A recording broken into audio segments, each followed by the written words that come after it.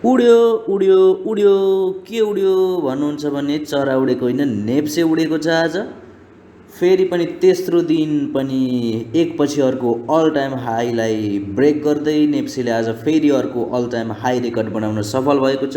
अहिलेसम्मकै इतिहासकै उच्चतम बिन्दु, उच्चतम कारोबार रकमसँगै आज नेप्से 2793.89 बिन्दुमा पुगेको छ। कुन कुन कम्पनीले कति कति कमाए, कुन कुन कम्पनीले गुमाए, कुन सेक्टर आज सबैभन्दा धेरै कमाउन सफल भयो, कुन सेक्टरले गुमायो, त्यसको विस्तृत जानकारीको लागि भने म अब तपाईहरुलाई नेपाल स्टक एक्सचेन्जको वेबसाइटतर्फ लिएर जाँदैछु। आउनुहोस् भिडियोलाई सुरु गरौँ। नेपाल स्टक एक्सचेन्जको पेजमा आइसकेका छौँ हामी। अब यहाँ मार्केट आजको बन्द भइसकेको छ।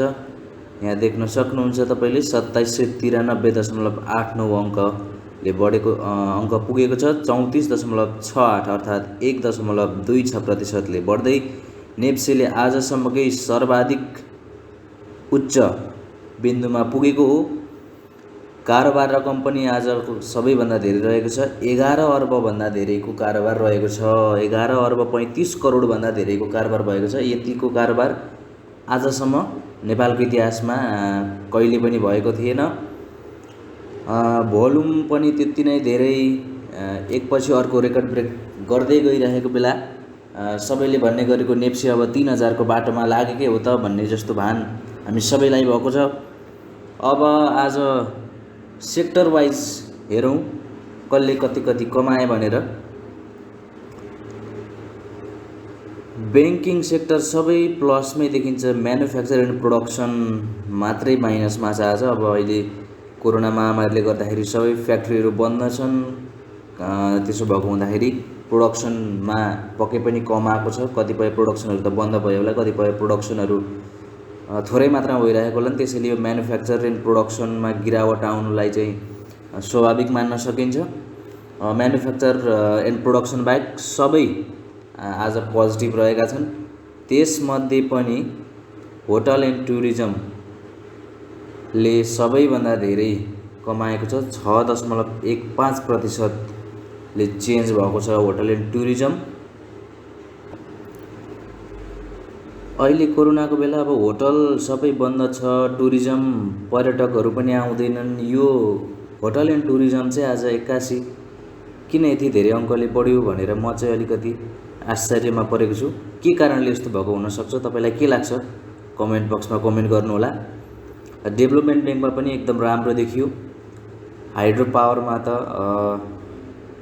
धेरै दिन भइसक्यो एकदमै राम्रो प्रगति भइरहेको देखिएको छ। सबै हाइड्रो पावरहरू, नाम नसुनेका हाइड्रो पावरहरू पनि अहिले बढिरहेका छन्, सर्किट हान्दै अगाडि बढिरहेका छन्।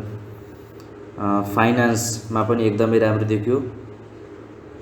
त्यसपछि micro finance, life insurance, investment सबैमा राम्रै देखिएको छ आज। सबैभन्दा धेरै होटल एन्ड टुरिज्ममा 6.15% को उकालो लागेको छ भने दोस्रो नम्बरमा फाइनान्स, त्यसपछि हाइड्रो पावर, त्यसपछि डेभलपमेन्ट ब्याङ्क, त्यसपछि इन्भेस्टमेन्ट, त्यसपछि माइक्रो फाइनान्स होइन, इन्भेस्टमेन्ट पछाडि ट्रेडिङ, त्यस पछाडि माइक्रो फाइनान्स, त्यसपछि लाइफ इन्सुरेन्स,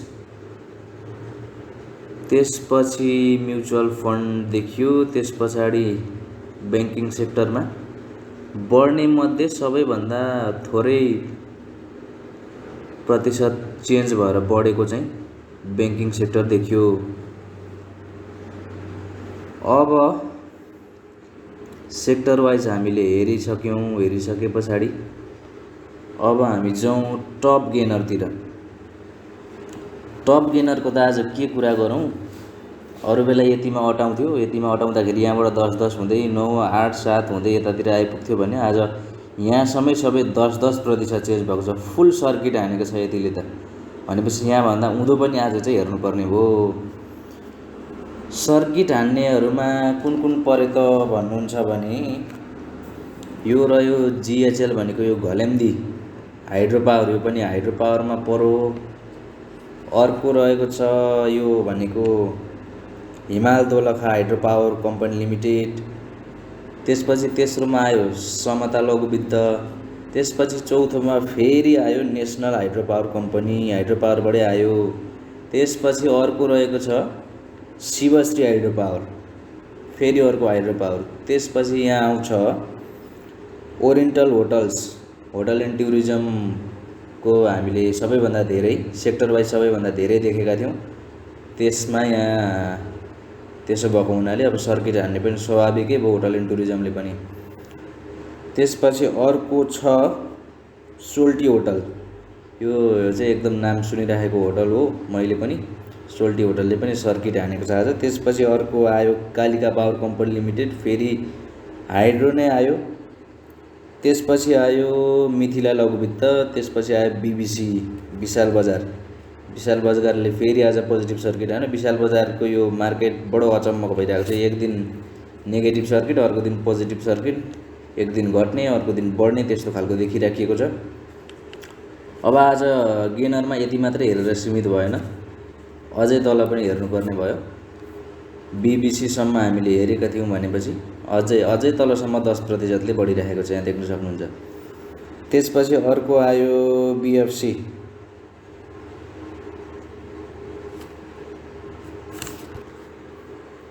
त्यसपछि यो बिएफसी भनेको के रहेछ भन्दा बेस्ट फाइनेन्स कम्पनी रहेछ बिएफसी। त्यसपछि अर्को आयो जिएचएल, यो घलेम्दी हाइड्रो पावर। त्यसपछि यहाँसम्मबाट 10 फुल सर्किट सक्यो। 1 2 3 4 5 6 7 8 9 10 11वटा कम्पनीको सेयरले त आज फुल सर्किट हानेको छ। त्यसपछि अब झन्नै हान्नेहरू यहाँ अझै हेर्न सक्नुहुन्छ। नेपाल फाइनान्स, यो टिआरएस भनेको खै कुन होटल थियो, यो होटल सेक्टरमा पर्छ। त्यस पछाडि यो अर्को राधि हाइड्रो पावर 36% बोनस, लगातार सर्किट हान्ने क्रममा बढिराखेको छ। त्यस्तै अर्को रुरुले पनि, रुरु हिजोसम्म अगाडि आउँदै थियो, माथि आउँदै थियो, आज अब अरू 10% वाला धेरै भएर रुरु अलि तल झरेछ, देख्न सक्नुहुन्छ। त्यस्तै अरू मैले चाहिँ नाम सुनिराखेको भनेको यो बिपिसिएल बुटावर पावर कम्पनी लिमिटेड, यो पनि हाइड्रोबाट अर्को पनि हेर्नुहोस् कहाँसम्म 9%, 9%, अझै 9% छ, 8%मा झऱ्यो, अब 7%, 6% भनेपछि आज त्यसै कारोबार रकम चाहिँ 11 अर्ब 35 करोडभन्दा धेरै भएको चाहिँ होइन। यति धेरै कम्पनीहरूले आज कमाउन सफल भएका छन्, यति धेरै कमाउन सफल भएका छन्। अब लुजर त के हेरिरहनु नपर्ला, आज लुजर छन् होला र लुजर खासै नहोलान्, त्यही पनि हेरौँ। लुजरमा यी त्यस्तो केही पनि एकदम आत्तिनुपर्ने खालको कसैको पनि देखिएन। 1% सबै 1% पनि बल्ल 1%, दुईवटा एनटिसी र अप्पर, यिनीहरू दुईवटाको 1%को गिरावट देखियो, नभए अरू सबै 1%भन्दा कमकै गिरावट देखियो भनेपछि आज कसैले पनि त्यस्तो ठुलो घाटा बेहोर्नु परेन होला।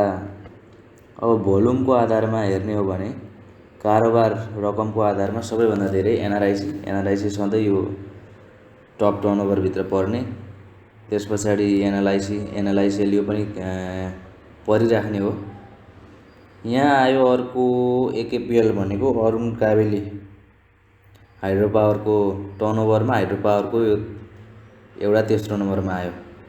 त्यस पछाडि यो अर्को भनेको आइएमई जेनरल इन्सुरेन्स आएछ, यसको यो टर्नओभरमा खासै आइराखेको मैले देखेको थिइनँ। त्यसपछि यो सिटिजन इन्भेस्टमेन्ट ट्रस्ट, नागरिक लगानी कोष, यो पनि टर्नओभरमा आइरहेको छ।